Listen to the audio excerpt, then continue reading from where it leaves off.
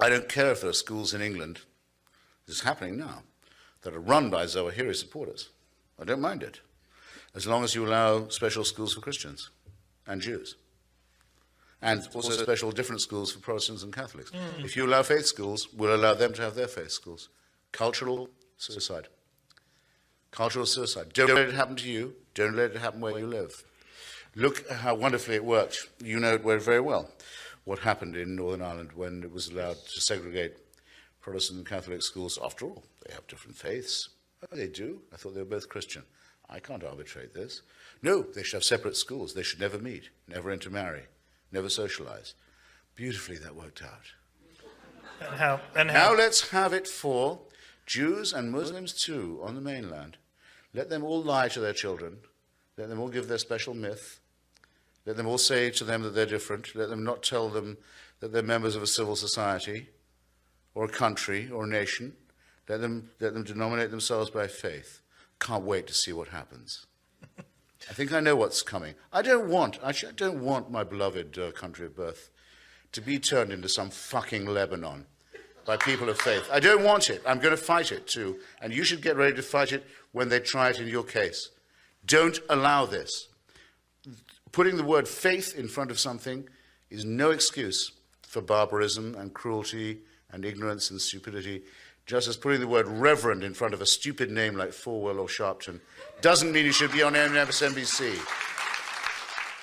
And I actually, when I arrived in Atlanta, I turned on the TV, CNN, and the first person I saw was actually Christopher. And I was very alarmed, not at what he was saying, but at what he was speaking against, and that was the notion that there was a serious motion before the United Nations that saying anything critical of Islam would be criminalized.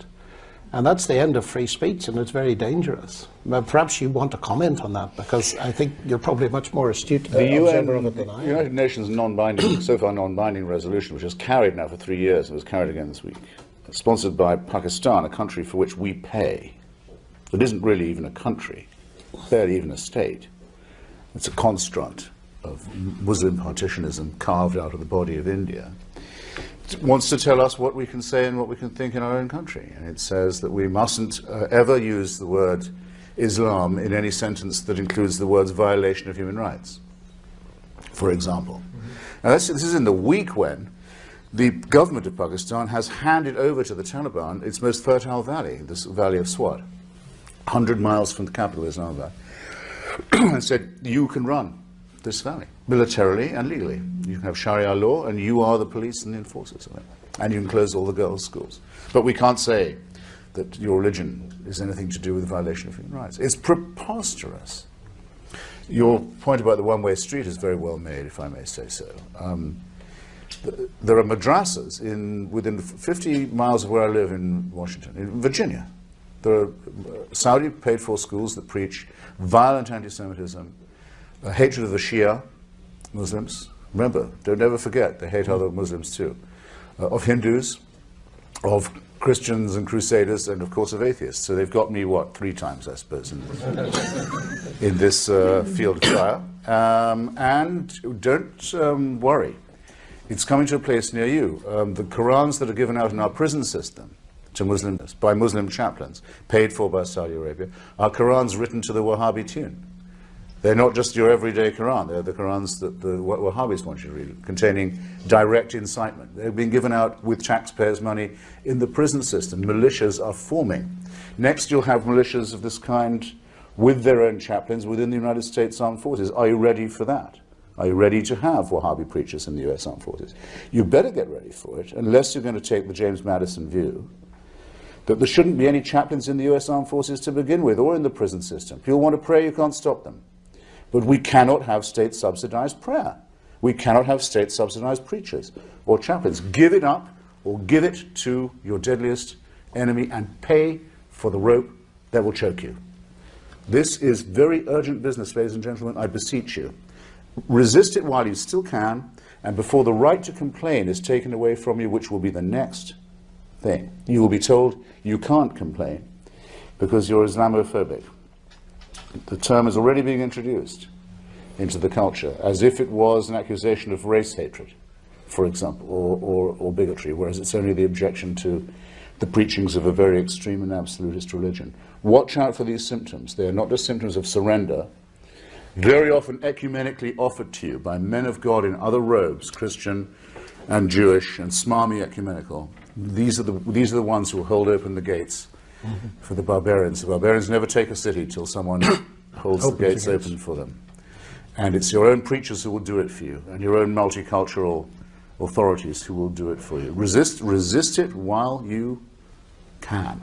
And if you wonder what will happen if you don't, look and see how a cricket team in Middlesex in England had to change its name by force last week, because it was called, and had been for years, the Middlesex Crusaders. Look and see how stories about little pigs can't be taught to children in English schools anymore, lest offense be taken by the religion of peace. Resist it while you... Do I get the same question? I don't mind. Would you like to close with that? On Sharia. It really is. I find No, okay, I like question. surprises. Well, Sharia just means law. I mean, all people who say Sharia law are making an elementary mistake, and of course it's not the case that every thief has their hand lopped off in Muslim society, or every adulterer gets stoned, and so on. And I'm perfectly sure that's not just because it would diminish the labour force so radically, or so to speak, disable it. I think it's more because of something I've claimed to notice elsewhere, which is the religion is man-made.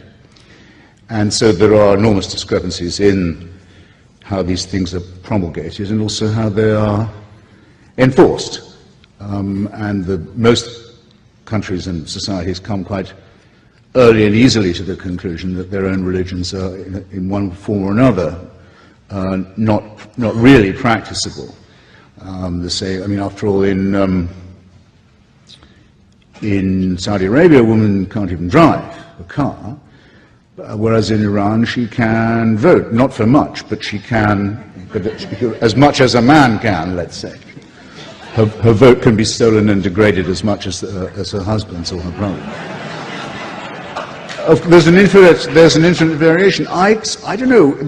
I can't shake what I saw once on the BBC from someone whose career in London I follow. I don't know if you know him. You wouldn't like him. A guy called Anjum Chowdhury. He's a very well-known noisemaker around London, complaining about secularism, Judaism, all this kind of thing. And he's been in trouble with the law a few times, and was interviewed on the BBC, went on about how nothing would change until the green flag of Islam was flying over Downing Street and Buckingham Palace and so forth. And was asked, I thought quite mildly by the BBC interviewer, he said, well, if this is the way you feel about Sharia and about total Islamic rule, wouldn't you feel happier moving to a country where they already had it? And which is, a polite question, but a rather cheap one, but still. What didn't prepare me for the answer. Chowdhury looked straight at the guy and straight into camera and said, what makes you think this is your country? I thought it was a very good question. Now, why do you feel, I think I know partly why you feel, why do you feel it's necessary to affirm that? And of course a Muslim should learn the language, should obey the laws, should observe the customs and so on. Most immigrants don't feel they, so to speak, absolutely have to say that. The answer, I suspect, is that it's embarrassing to notice that in places like as far apart as Sweden and as Spain, there are groups of people who say their countries should be part of the caliphate and that that's why they've come here. And if it wasn't for those people, you wouldn't be in this position. So it seems to me that in order to be consistent, you should fear them and dislike them, find them morally and intellectually repulsive, at least as much as, if not more, than I do. And I don't say that you don't, but I do think that is the urgent priority. On the lady's question about where would be the best country to live if you were a Muslim and wanting to be a member of a sexual or gender minority, or I think she said a female or a homosexual. So hard to confuse. Actually, the easiest place for you to live in that case would probably be, I was thinking about it while Professor Ramadan was talking, would probably be, this will be my closing statement, would almost certainly be either Bosnia-Herzegovina or Kosovo. Culturally Muslim, democratic, open societies in southern and Balkan Europe that were saved from obliteration by the power of the United States, which has never had a word of thanks for what it did in that region.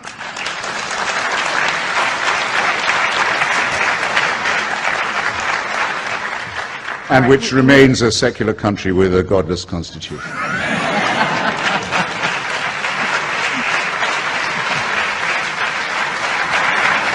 That's a note on which we can end. Which is the last best hope of humanity. Thank you. All right. Thank you both. I hope it's been an enlightening evening.